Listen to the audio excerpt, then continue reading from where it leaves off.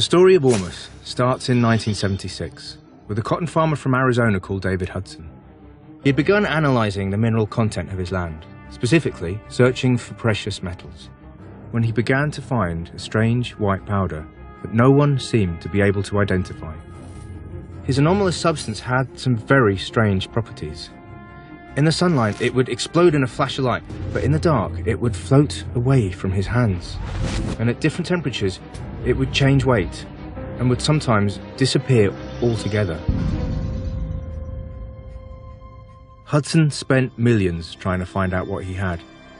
Yet according to all the analysis, his white powder was pure nothing. It turns out that Hudson, who discovered Ormus, was doing something very similar. He quickly realized that Ormus was extremely rich in precious platinum group metals, an unbelievable 2,400 ounces per ton. Essentially, he believed that Ormus is largely composed of precious metals in an exotic state of matter, where the metal atoms don't form any bonds with each other, but exist as separate single atoms, making them what he called orbitally rearranged monoatomic elements. But because it can't be measured, and therefore can't be proven, the scientific community ignored his findings. And then, in 1992, Hudson goes a step further and announces that his white powder is in fact the legendary Philosopher's Stone, the mythical prize of the alchemists, an elixir of life that will cure all illnesses, bring about spiritual enlightenment, and turn base metals into gold. He set out to produce it for human consumption on a really large scale, but a disastrous acid leak caused Hudson's facility to shut down just days before it became operational. And then, Hudson simply disappeared. Some believe the discovery of Ormus was most likely only a rediscovery. In ancient Egypt, a precious mineral referred to in many temples and steles was used by the priests and pharaohs in many of their rituals.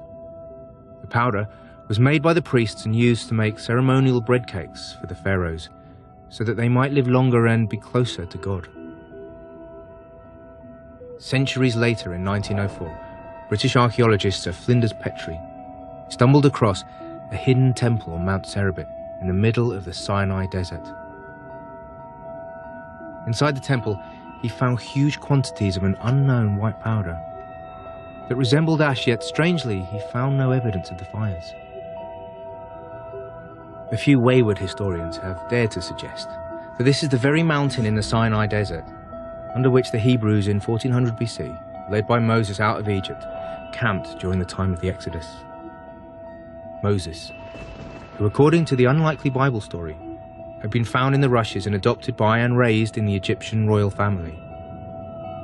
Moses, who is much more likely to be the half-Israelite pharaoh Akhenaten, grandson of Tutmosis, banished to the Sinai around 1400 BC for trying to ban the worship of idols, and who developed the notion of a single, faceless god named Aten. As a pharaoh, Moses would have known all of the secrets of the priests and pharaohs. Moses would have known all about the bread of life, made from the white powder of gold. The Egyptians called the powder mufkut, but they knew it was no ordinary mineral. Mufkut means what is it, but literally translated, the hieroglyph reads spirit, fire, stone, part magic, part precious mineral. Manna in Hebrew is also translated as what is it? Manna, a miraculous edible substance that God provided for the Israelites during their travels in the Sinai, and that was stored by Moses in the Ark of the Covenant. Does this also shed light on the strange story in Exodus when Moses, furious that his people were worshipping an idol of a golden calf, took the golden statue, burnt it in the fire, ground it to a powder, mixed it with water, and made the children of Israel drink of it? Was knowledge of the secret arts of alchemy what the Hebrews had been chosen for? Did Jesus know about these processes? Was he an alchemist? And his alleged progeny, the Knights Templar, who took their name from Solomon's Temple, the last known resting place of the Ark of the Covenant, famed for their secrecy and political power, who created the first international banking system, who amassed more money than the King of France, and who claimed to be the guardians of the Ark of the Covenant. Was their secret actually the knowledge of alchemy?